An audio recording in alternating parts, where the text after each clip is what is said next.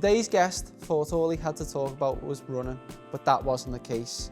Driven and creative on the surface, his personal experiences have shaped him in a deeper way, thinking about the human nature and life at all its forms. But before we get into this, I want to say a huge thank you to Parliament Square Coffee for allowing us to film.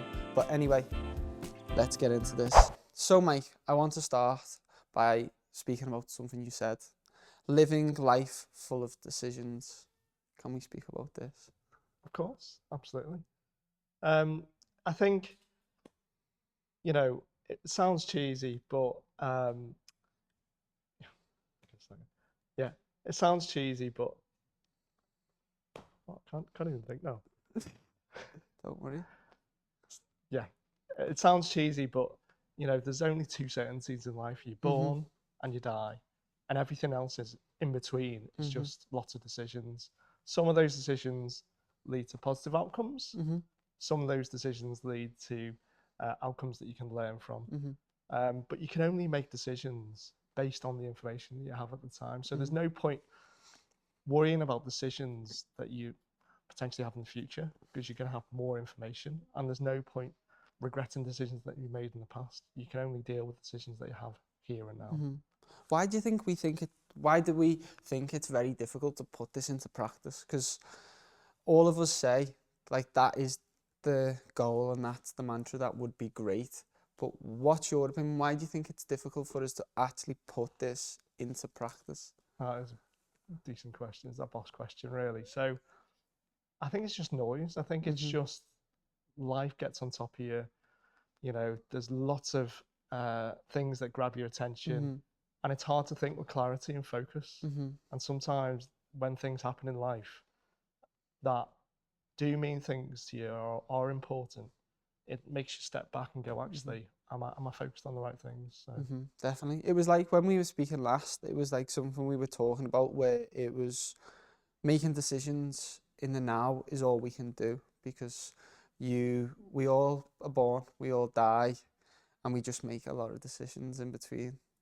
That's the way around it. So that's why it is very important to do so, isn't it? Yeah, absolutely. I mean, those people who know me know a bit about my story, and and I'll come back to this in a second, but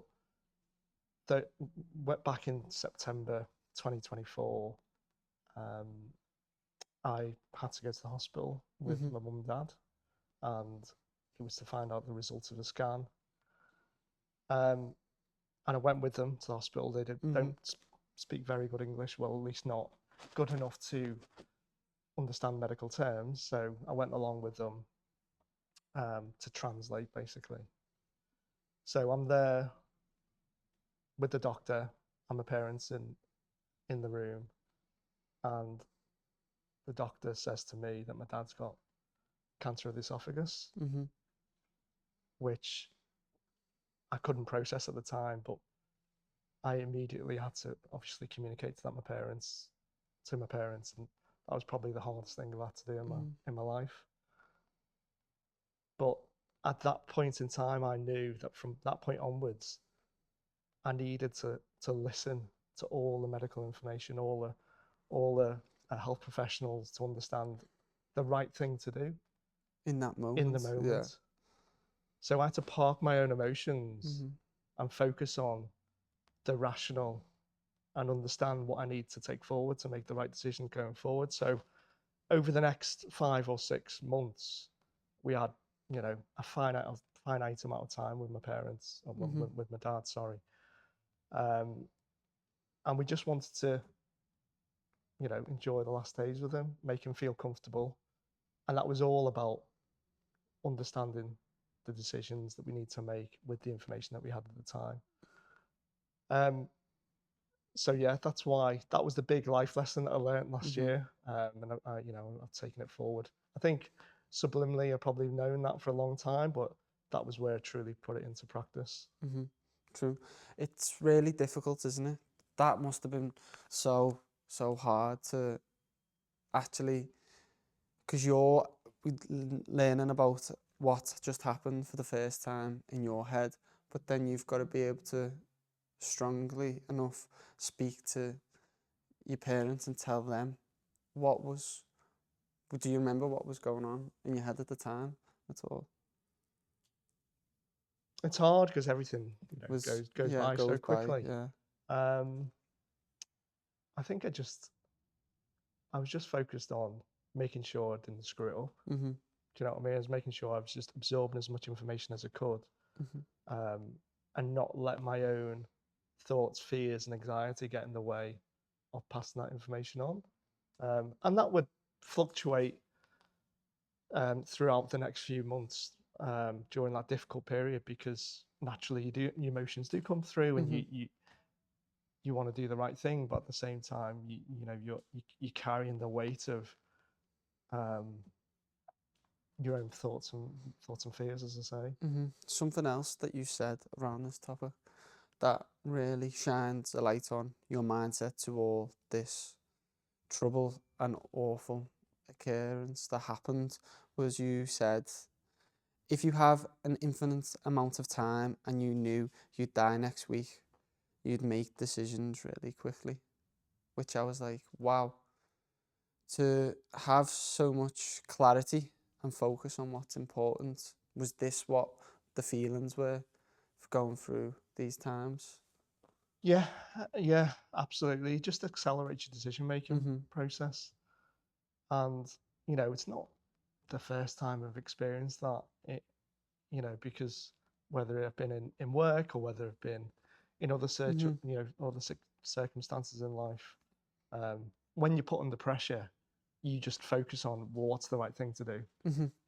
You Yeah. don't worry about anything else. You cut out the noise straight away. So I think, yeah, Mm-hmm. that really came through. Mm-hmm. In general, when you said that, and I was thinking what to put in, what to speak about, it really interested me about how little clarity in general we actually put into making decisions we have like upon us right now, because all we have is to think about tomorrow. Mm. Do you agree? Do you know, I think it's really crazy how much little we put into thinking about making that decision or going on that path or doing that. Yeah, no, don't get me wrong. It's not about not planning for the future. I Mm-hmm. think we should all have goals, ambitions, and things we should strive for, and that's part of being ambitious, and wanting to do better and push yourself and progress, and challenge yourself, put yourself in difficult situations that you can learn from. Um, but equally, you've just got to balance that with, well, what what's happening here and now, and what's the next thing I can do to get me there, Mm-hmm. you know, and chunk all those long-term decisions down to what's the next action, what's the next step Mm-hmm. I can take. I always wake up in the morning and go, okay, what's the next thing I can do to get to the goal I want to be aiming towards, and I may never get there. Whether that's running, life, relationships, work, or whatever. It's all about, okay, what's the next thing I can Mm-hmm. do.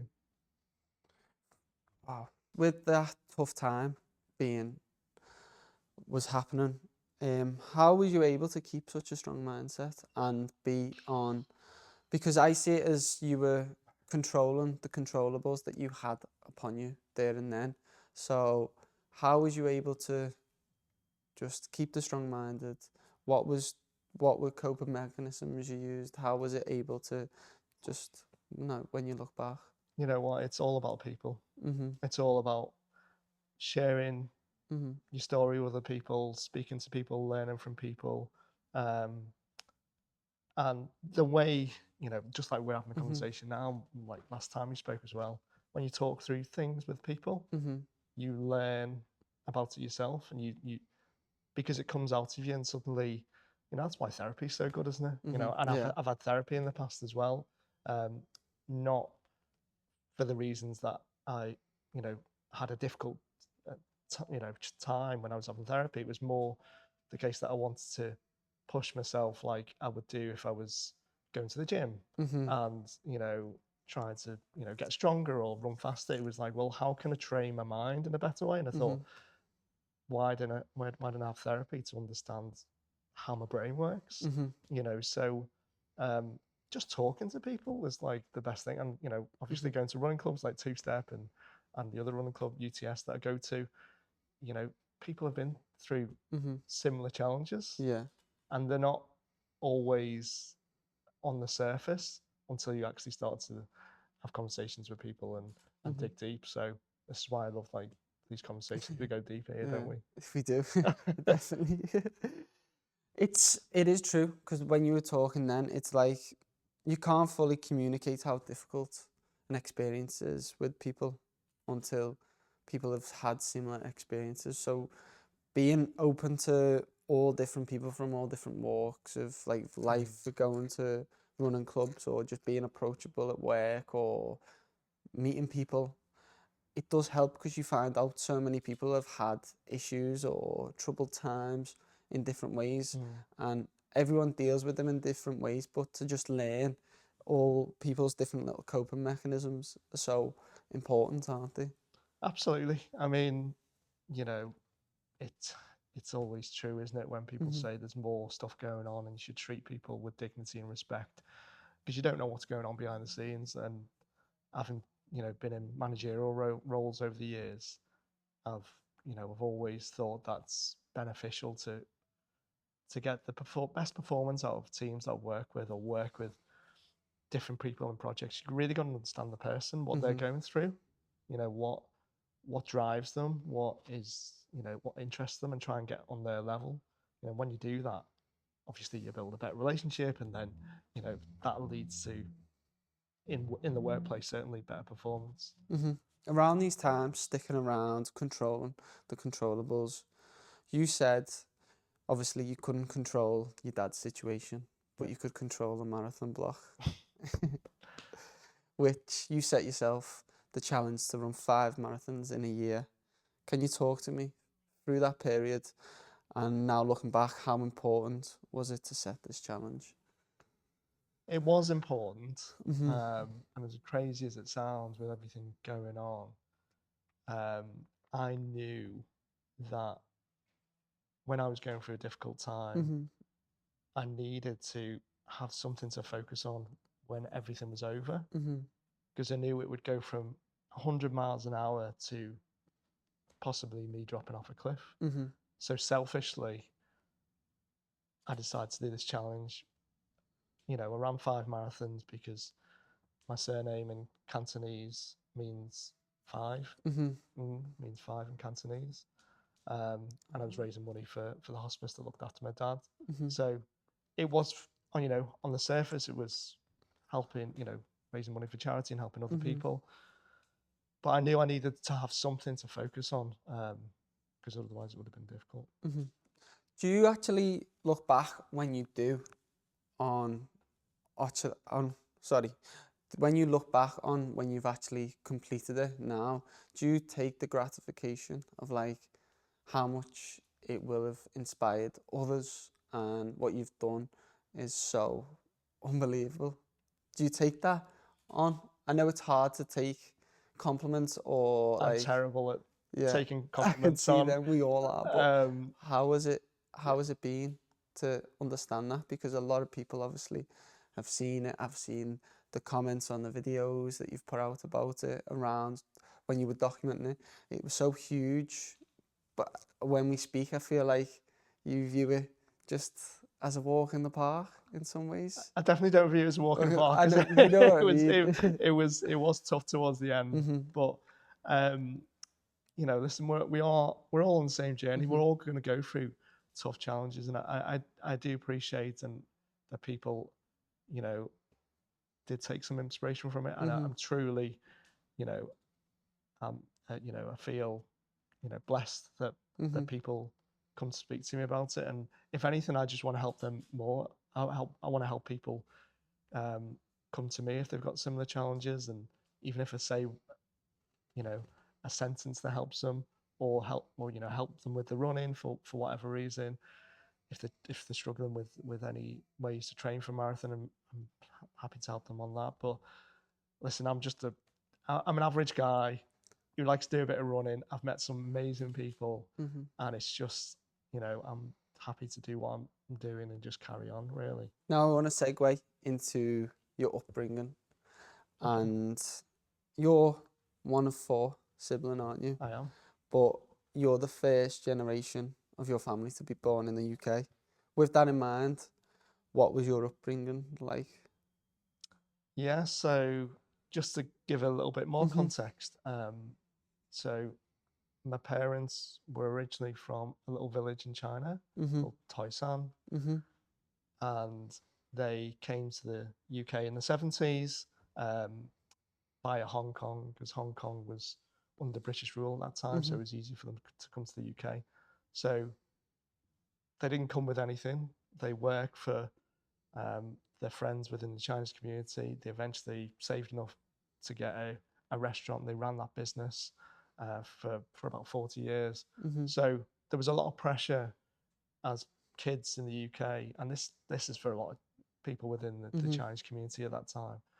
There was a lot of pressure for the children to, be an accountant or a solicitor Mhm. or a lawyer, do better than the parents that came to the UK, Mhm. basically. Um, and I just didn't want to do anything like Mhm. that. I had a bit of a rebellious streak in me. Obviously, because I was youngest of four, I got away Mhm. with it a little bit more because that pressure was relieved by Mhm. my siblings who you know who'd already listened to that narrative, so it kind of let me off a little Mhm. bit And flourished to whatever you wanted. To some extent, would to you say? some extent. So I I didn't know what I wanted to do, but I knew I loved like drawing and Mhm. being a bit creative. I didn't know it was creative. I was just Mhm.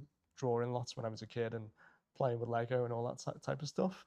And I remember actually it was my dad who said to me, you'll never make a career drawing. Mhm.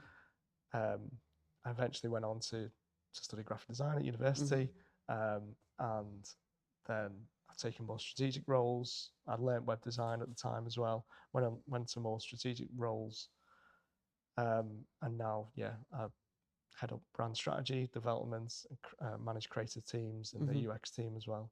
So um, I like to think I've navigated that journey, my career, sorry, um, in my own way. But Mhm. I certainly couldn't have known that back then. Mhm. And again, with the weight of my parents expecting me Mhm. to Do you go down a certain understand that route. though? Like, do you have understandings and a view of like knowing why they had that idea and thought at that time, at like life and like that time of living, because it was completely different. Because now it's like there's endless opportunity where if your kids come to you and Mm. said, and we're drawing and we're very creative and good at that, you'd probably have a totally different narrative of speaking to them in Ab- that way, wouldn't you? Absolutely, the world's But changed. you understand at them times, like, do you not view that as a negative that your dad said to you? Mm. What do you think? No, absolutely. No, it's a good Mhm. question actually, because at the time, I think that's why I was a bit rebellious at the Mhm. time because I was thought, well, no, there must be more to just working in the restaurants or, you know, Mhm. doing what everyone else is doing within the Chinese community. Um, and yeah, the internet wasn't around. Like there were no role models doing the things that I potentially could do. So it Mhm. was hard to see, you know, And the navigate a the way to do, the yeah. career that I could have gone Mhm. down. But absolutely, now if my kids came to me and said they want to do certain Mhm. things, 100% would support them.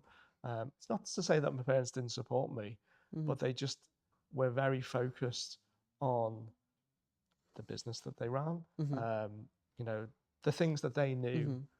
that it was hard for them to put themselves in my shoes and understand Mhm. what I wanted as well. Mhm. So I did battle with that Mhm. for a number of years.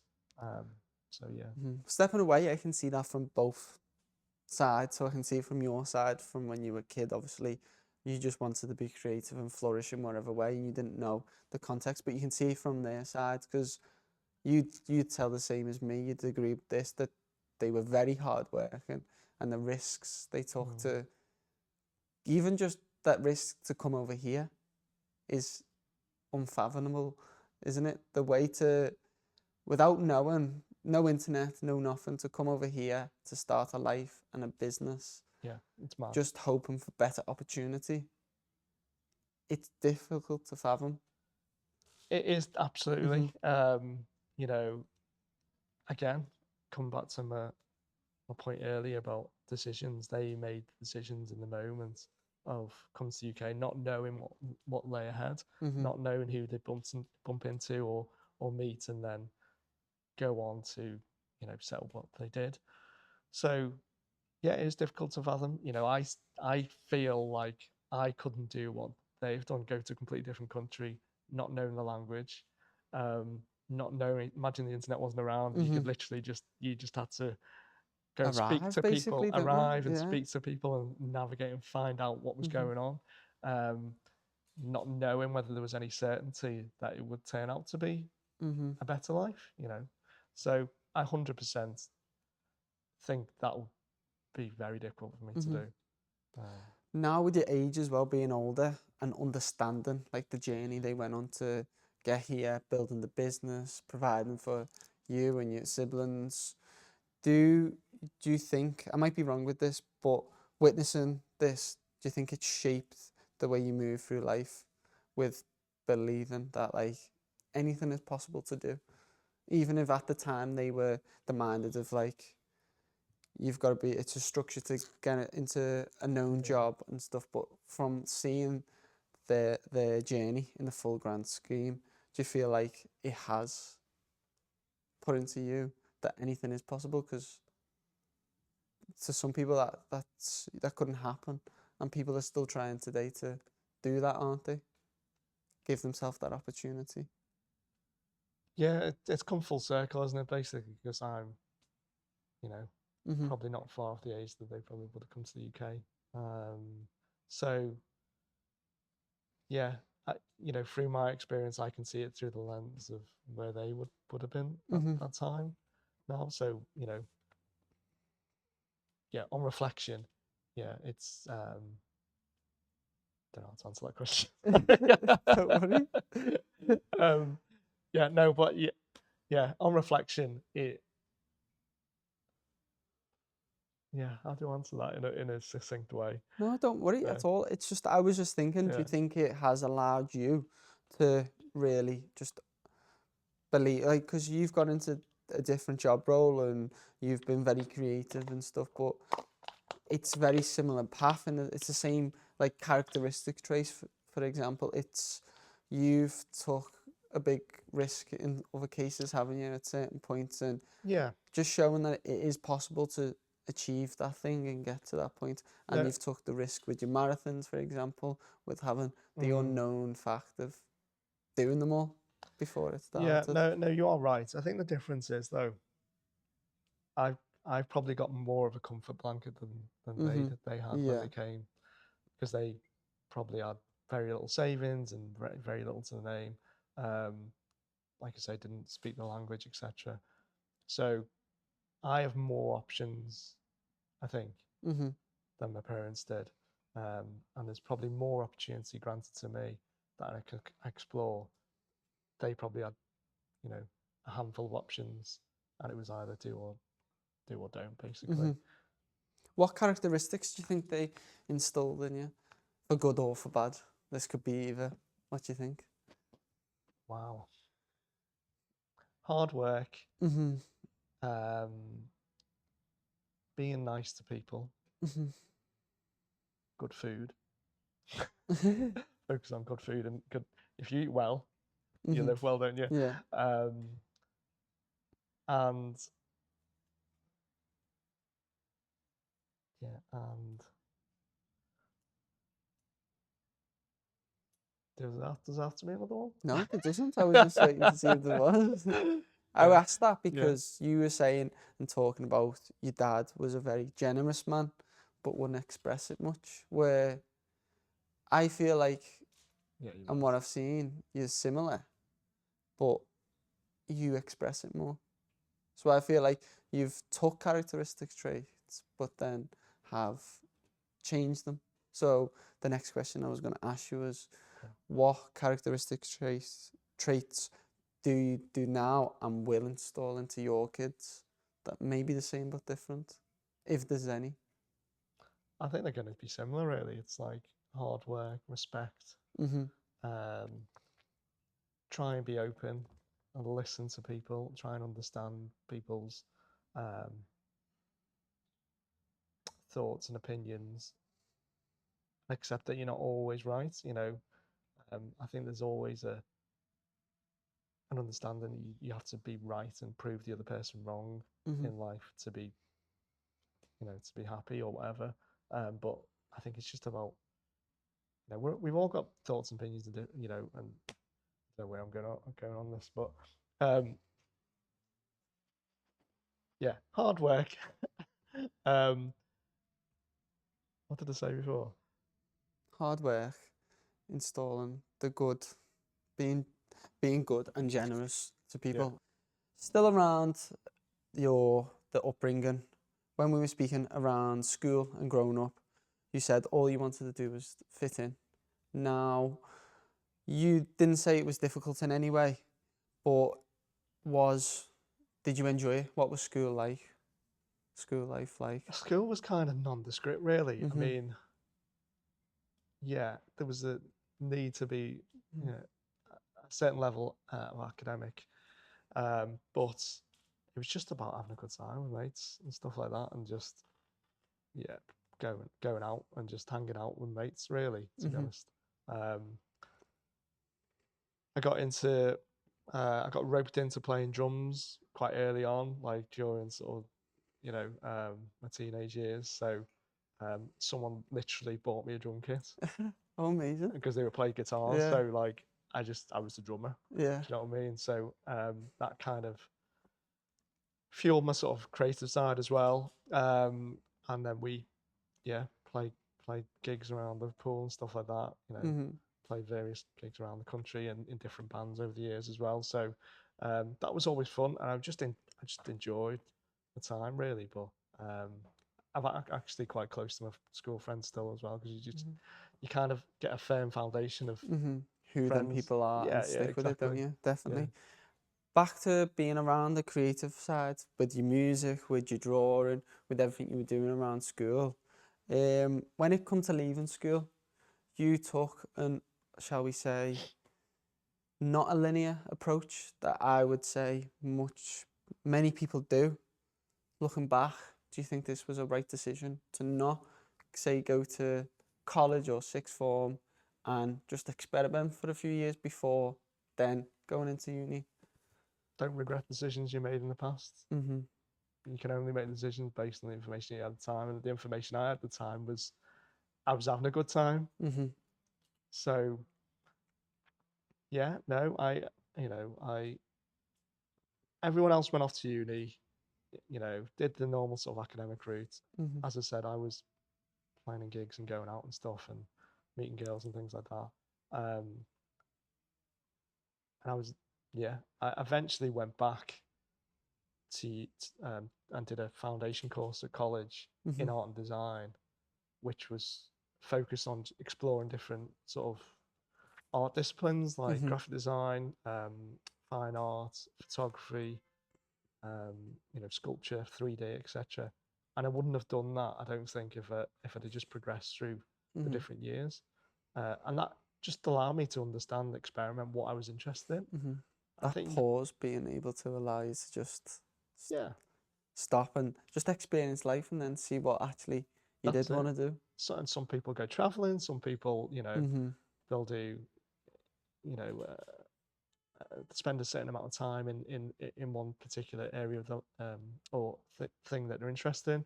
But for me, it was, yeah, I just want to just take some time out and then come back to it and just go back to the things that I was interested in school, really, and then Mm-hmm. develop it from there. Mm-hmm. Now, in general, I heard someone say once that when people leave school with that linear approach, it's okay, you're 16, we're all leaving school. What Mm. do? We go to college or we do our A levels. Then it comes to the end of that. What's everyone doing? We go to university. We all go to university. It comes to the end of university then, and we're getting jobs. And I feel like it only gets to a point where you're a few years into the job where you go, oh my God, what have I done? What am I doing with my life? What do I want to do? And then you actually question what you want to do with your career, how you want to spend your life. What's your opinion on the linear approach that people do in school? Not everybody, but I do think there's quite a lot of people that it is like a bit of a floating mechanism because people don't know what to do at such a young age. But it's, I'm just going to stay on this path because everybody else is doing it, so it must be right. What do you think?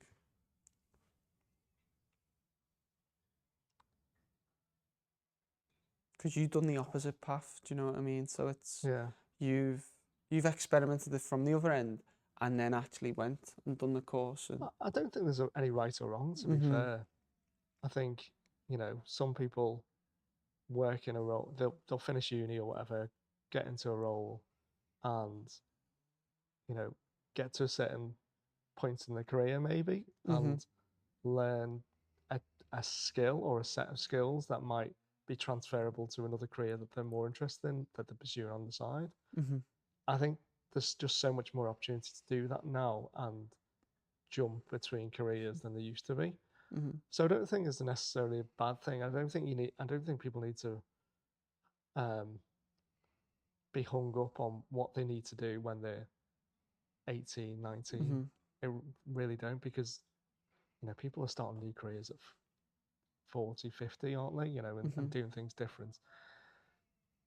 You just got to do what you can. I still don't know what I'm going to do. Yeah. I literally used to change jobs every 2 years. So yeah, I was interested in like, you know, creative, but I didn't know what was the right industry. So for example, the first job out of university wasn't a creative job. It was I was working as an account manager at an e-commerce agency, and I was kind of more like sales, and then I kind of wanted to then be a bit more creative because I was doing web design on the side, so I learned web design, and then I was then hired at a small direct marketing agency in Nantwich.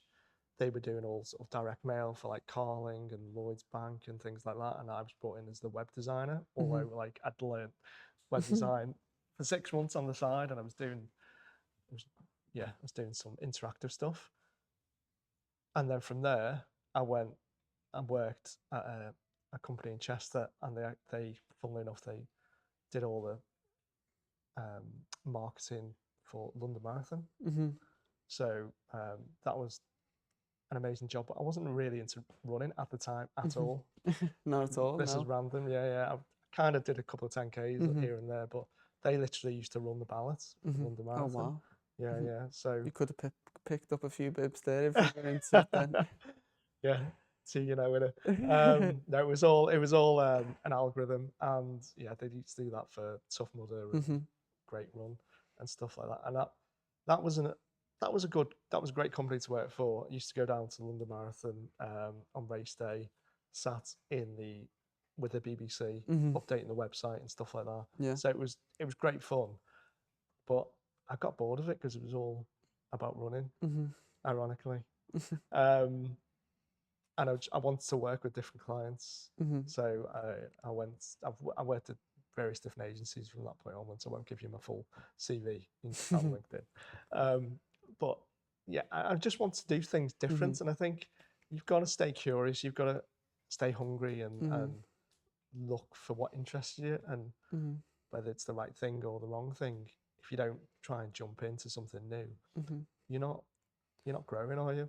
Definitely not. It's when you were speaking then, I was really thinking on, and you were a great example of showing that change is okay and that change is necessary, no matter what you're doing, if it's in your job, if it's in your life. Now look, a few years ago, you weren't into running. Now you probably live it. It's probably what embodies you. You love it. You live and breathe it every day. So change is constantly occurring. It's crazy though, when you're a kid, you think what you're doing there and then is the biggest. That's the biggest thing. But obviously it is, because that's all you know at that age. But I wanted to ask you that because you've been through all of the different roads. You've been on both roads. You've been in the environment of the universities. You've been out it. You've been in and out of jobs. So it was really interesting to see your point that change is necessary. Change is Yeah. necessary. That's what life's all about, isn't it? Like Mhm. we're always evolving, trying to think about. Otherwise, life's boring, isn't it? Mhm. Like if you're not changing and trying different things, then you're just existing, Mhm. and we don't want to do that. No. You know, it's painful sometimes. You know, and I always speak in work about like the change curve Mhm. that people go on. You know, you feel like it's a good idea, and then you go into it, and it's like this is terrible. Like why Mhm. have I done this? And then Yeah. eventually, you know, you find a point in time where you realize that it was worth it, and Mhm. then you come out the other side. But you've got to go through that every single Mhm. time. And as I think the more change that you can go on in your life, the easier it becomes to recognize that, you know, it's possible to do that and not, Mhm. you know, you're not always going to be in this difficult moments. You Mhm. just got to go through that change and I come out the other think you side. need that though. I think you need that uncertainty or the difficult moment to then allow you to get through it. Because if we didn't have, say, that difficult moment there or the uncertainty, the point of actually starting it that you thought was going to do well would never come because you're never getting through it. It's never breaking down that door or breaking down that wall to then get to the outcome. Mm. And sometimes you maybe never get to the outcome. I don't know about you, but maybe you've changed roles before actually finishing the outcome just because this path at this point in time with what you know and what you've experienced is better. I don't know if you've ever experienced that. I don't know if this is the right response, but I don't think you ever know what it's going to be like going into a period of change at all, whether Mm-hmm. it's deliberate or whether it's happened to you. Mm-hmm. You're never going to know whether it's going Mm-hmm. to turn out right or not. You No. just gotta go with it and hope that um, you learn from it. I think Mm-hmm. that's the most important thing is that you whatever happens, whatever you're going through, whether you put yourself into a you know a challenging situation because you want to learn something new, it might be not what you expected, and at some point halfway through, you might decide, right, actually, no, this isn't what I wanted. Mm-hmm. You know, that's why it is good to explore different. Yeah.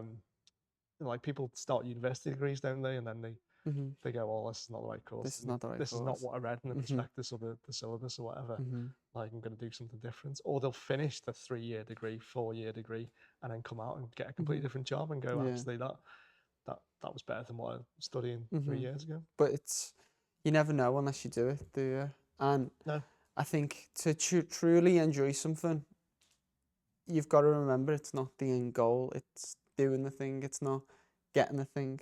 I don't know if you agree, but I always think that sometimes what we're doing now, say for example me here, actually just doing it each time I do a podcast, each time I speak to people, is what I get the enjoyment from. It's not thinking ahead to like where you want to be in the future, what you want to get. It's actually being on the journey, you know, to getting it. it's not for you. It's not every single podcast or every single episode. It's who you become Mhm. on the journey to making those episodes. Mhm. And it's the same with everything, isn't it? I Yeah, bet you can relate that to when you were running. So it's not completing the run and getting the medal, even though that was amazing, an amazing feel after it, the camaraderie of being around other people who finished after yeah, it. totally. But without that marathon block before it, would you actually have got the gratification from doing it at the end of it? Do you No, see what I mean? yeah, no, 100%. It is who you become on the journey Mhm. to the destination, isn't it? You know, every marathon block is a learning journey Mhm. for me. Like whether that's learning, you know, my fueling or the Mhm. pace that I should go at or the training that goes into it, you know, because not everything is, you know, if you bring it into science, not everything is exactly control versus the experiments. You know, the conditions aren't perfect every single time, are they? So you No. can't compare your last marathon block to the next marathon block. So there's always something on. There's always something going on that will impact your training or whatever. And you might be going to a different, a different country, or you train with different people. That all excites me because it's like, oh, it's something new, it's something different, even though the process is the same.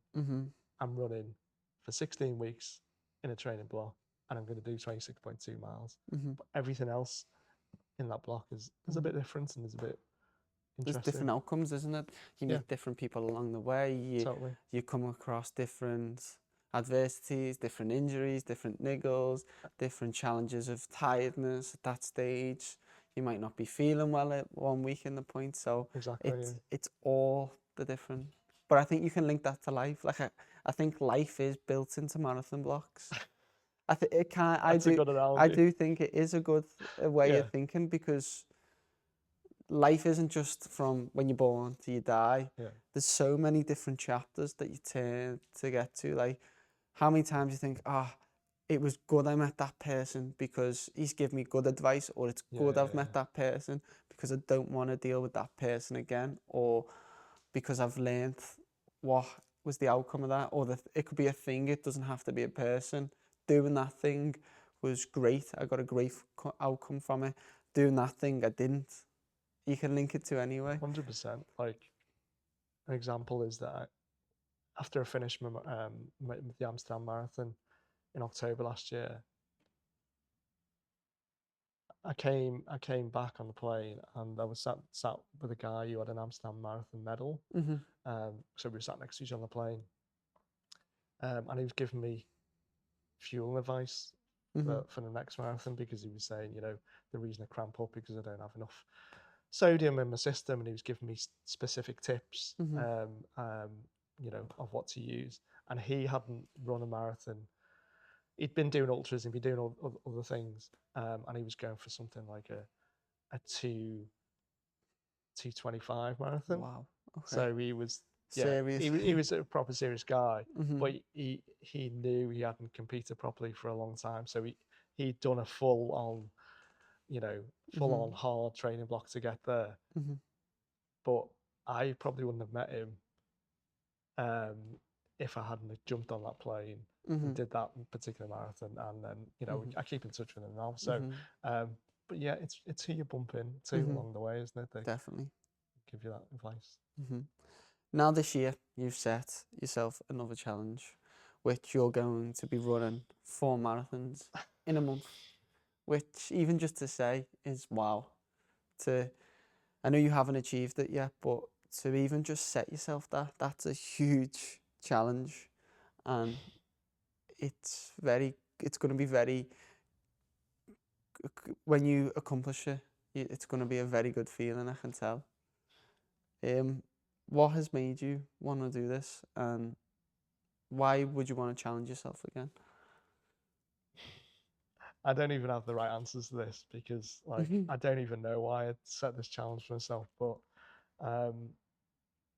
the challenge is 4 marathons in 4 weeks, and I've titled it Rise Again. And it's all about the fact that people do have dark days, and difficult circumstances, but it's all about coming again, rising again.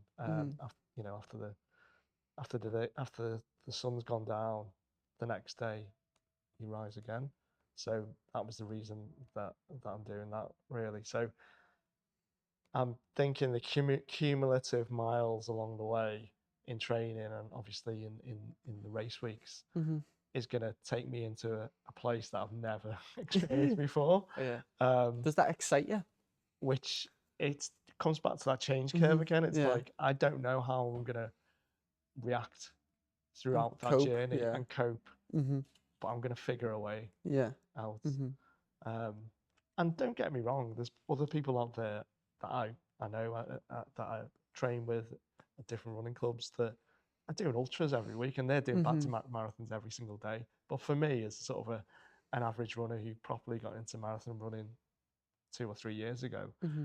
Like this feels like big for me, you Well, know. it is, isn't it? Because it's comparison, isn't it? That is just comparison Yeah. of the FIFA joy. Like that quote there is.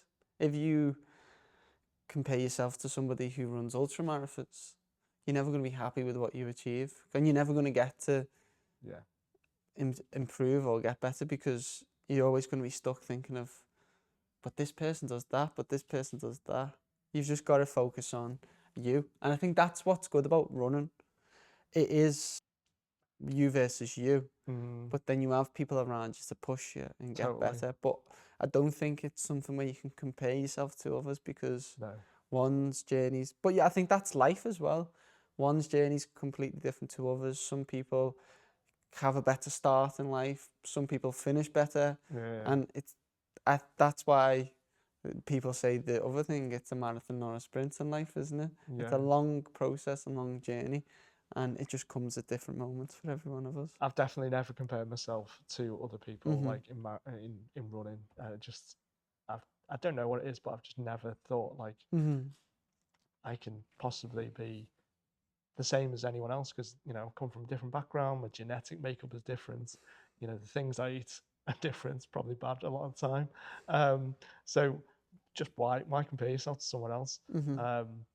I yeah, just to sort of again give you a bit more context. Like I'd always done like 10Ks and like half marathons, and I think the first time like I ran a half marathon was 2018. So before lockdown, it was a Liverpool Rock and Roll Mhm. half marathon, and I remember finishing that thinking I'll never be able to like do this again, like double distance. And everyone thinks that, don't they? Mhm. If they're doing like a 5K, they think, oh, I can't do like a 10K, Yeah. 10K half marathon, etc.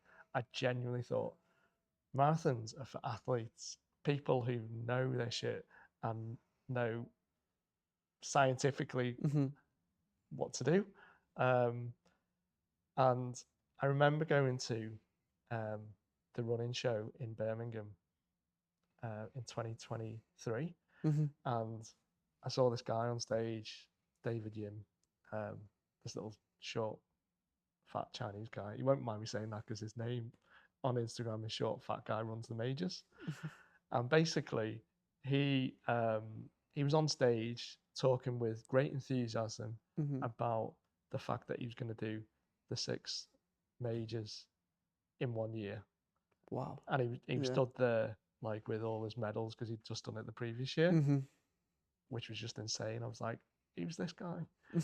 You know, so listened to his talk, and then he came off stage, and I chatted to him, and I gave him every single reason why I couldn't run a marathon. You know, I've got a family, you know, I've got a busy work life.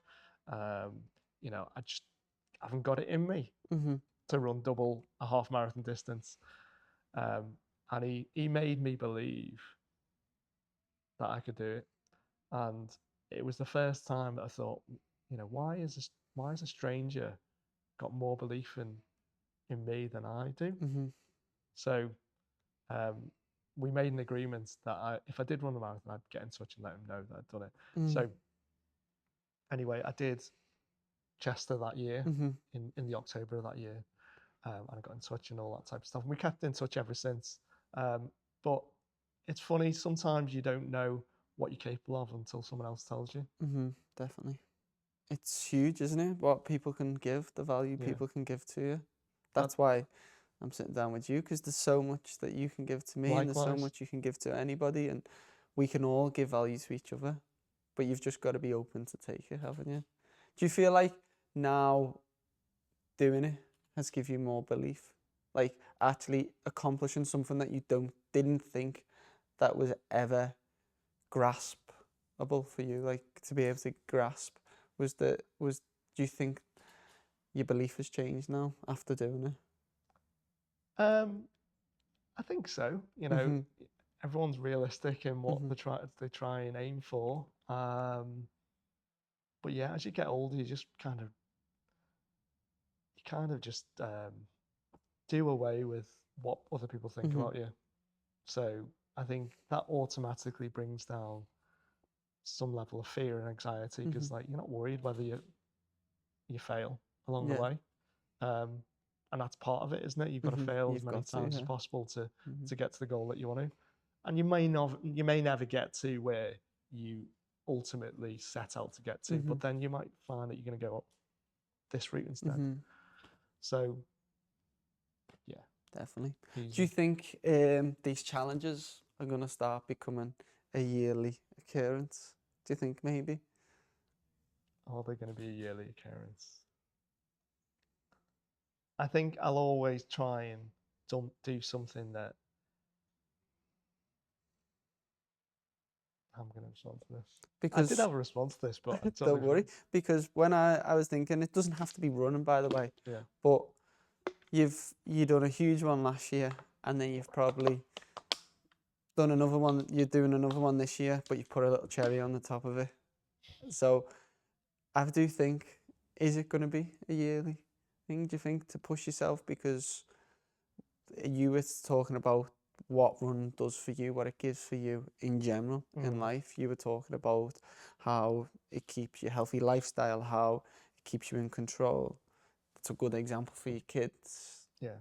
And it's helped you through dark times. So Yeah, no, obviously, as long as my body lets me do things, I'll try and push myself. I mean, I'm just going to enjoy it and see what happens. You know, later this year, I'm running Sydney Marathon as well. I'm just going to just enjoy that and just enjoy connecting with yeah. people. And I think I mentioned to you last time, really, I'm really more interested now about just adding value to other people and just helping them. And having gone through, you know, training for my first marathon, not knowing how things might turn out, I really try and want to relive that through other people maybe and help them and try and impart a little bit of wisdom if I've got it to other people to see if it helps them get through their struggle, you know.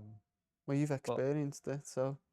Well, I've no ambitions to be a running coach or be like even a run leader at all. It's just like in my little sort of work, like my little world, and the fact that I go to work and come home and do a few runs. I want to be able to like help as many people as possible, really. But well, that's just being a good person, isn't it? At the end that's of it, the isn't it? day, helping others. We all help each other to get to Exactly. where we want to go. Around the topic of running in general, Yeah. would you say that it's the glue that holds everything together for some time? Do you think it's been? It's the one consistent thing that I've gone back to each time when I've just got lots going on. So, yeah, I would say so. Do you think in general running, this is just, doesn't have to be you, just your opinion, do you think people who get into running or a sport that you have to be consistent at to get improve, do you think it improves one's lifestyle in general? I think running is one example of that. You know, it is accessible and you know brings communities together, etc. And you've got things like parkrun, which is just brilliant and it's free, etc. I don't think it's the only thing, and I think it's anything that makes someone a better person. Whether you know that's through their mindset, through you know living a healthy lifestyle, and connecting with people, can only be a good thing. And just running's a great example of that. It just ticks a lot of boxes, doesn't it? And then when you chat to people, you seem to hear that same narrative come through, and it's easier to recognise that's a good thing. Now moving on, I want to touch on your relationship with your partner. When we were speaking, you have been together since the age of 20, am I correct? About that age, yeah. What has that been like? Because I speak to loads of people and I've heard stuff and people talk about the commitment of staying in a relationship and going through the tough moments, and it's never 50-50, and you're in a we were talking, you're in a dance that isn't where you're getting anything back. Sometimes you've got to give more and not expect nothing back. What's been your thoughts and experiences that you've learned by actually being on that journey? It's exactly that. You're both two individuals living a life that overlaps and intertwines Mm-hmm. over the years. And yeah, you have to recognize and acknowledge that that person will need your support more than you need them at Mm-hmm. certain points. Mm-hmm. So yeah, it's like it can be 50-50. It can, well, it's very rarely 50-50, sorry. It's sometimes it's 70-30, 30-70, Mm-hmm. 60-40, etc. But it's listening out for those cues. Mm-hmm. Don't get me wrong, it's not easy and it's Mm-hmm. not perfect. But I just think if you lead with empathy and if you go into a relationship looking to give more than receive, Mm-hmm. then it's more likely that it'll be a positive Mm-hmm. relationship. I'm no dating guru, so don't take or relationship wizard, so don't take that as Mm-hmm. gospel for advice. But That's just the that certainly title, though. worked for me. That's just the title. Actually, having the backing and experience of actually doing it is the thing. So that's why I'm asking you, because you're doing something right. You've been together since the age of 20, so that's why I asked that question. Around that, what do you believe on empowering? Do you think being in that relationship has empowered you? Because when I think what a relationship can give you, it's something special of a want. So you get the feeling of being wanted by somebody, and I don't feel like you get that much in life. But getting the feeling from somebody of feeling of wanted, or the feeling of support, what's it been like having that backing and somebody there to support you I think through everything? that last point there, that's what it's all about, really. It's just knowing that someone's going to have your back. Mm-hmm. It's less about necessarily, you know, coming home and someone, you know, is gives you, is it always wants you, Mm-hmm. and it's all about the desires and things like that. It's less about that. It's more like they're there for you, the support, and they've got your back. And it's good to know that. That's good to know with any relationship, really, Mm-hmm. isn't Of it? course, But yeah. when it's someone that you're truly committed to, yeah, it's an amazing thing. Mm-hmm. Now, I'll let you sit with this one for a minute if you need to, but for me, or people watching, or anyone around, what advice would you give for relationships? What's something that you have learned on your journey of being in a relationship that you think, if you were to tell your son, or if you were to tell me, what's just one thing even that you've learned on your journey of experiences?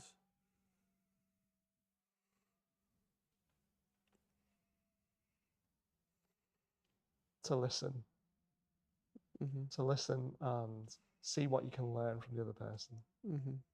Very true. Because it sounds so easy to do that, but to be able to listen and drop your ego and be open to someone else's opinion can be so difficult, can't it? Especially when, say, you're arguing or going through a tough moment, as it can be a fight, but nobody wins. That's what you need. That's what people need to try and remember. Nobody wins an argument, do they? No. Because even if you win it in the moment, then you've got to deal with the person of like you've hurt or what you've been through. So yeah, thank you for that advice. Well, now, when we were speaking, I asked you for a contact that I could get in touch with to basically ask basically ask their opinion of you and how they see you as a person. And you give me John, who is a mate of yours, isn't One of my best mates from school. Mm-hmm. He was my best man at a wedding. Yeah. Mm-hmm. I just knew he hopefully wouldn't have thrown me under the bus.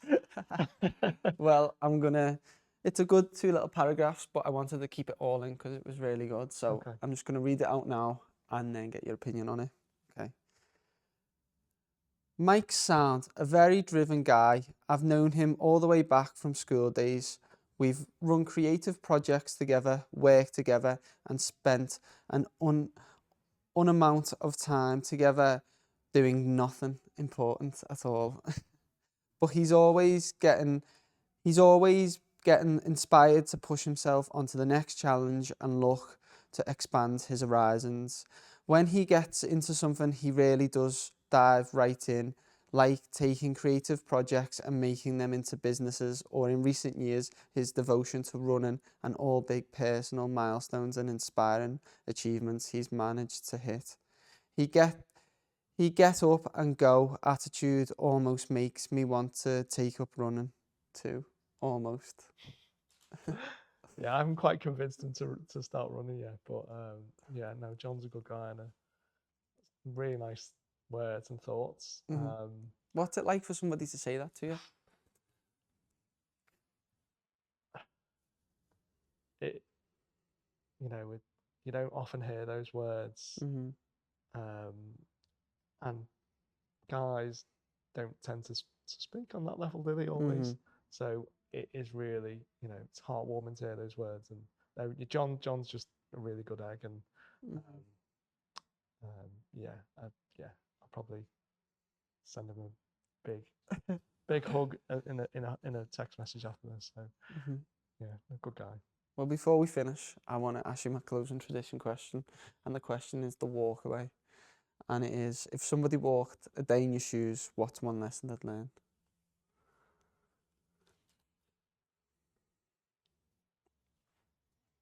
So progress isn't about the big moments. Mhm. It's about consistency, patience, and just showing up, Mhm. even when things are difficult. Mhm. Thank you very much. I think there's no way I need to add to that. I think that is a perfect answer. Well, Thank you. thank you, And Josh. thank you very much for your time. I really appreciate it. And to be open and talk about tough things that have happened, good things that have happened to you, I really appreciate it. And the one thing I would say though is you're very humble and you should back yourself more of how good of a person you are to others around you. And you're just a great guy. So yeah, I really appreciate that, Josh. thank you Thanks. very much. Cheers.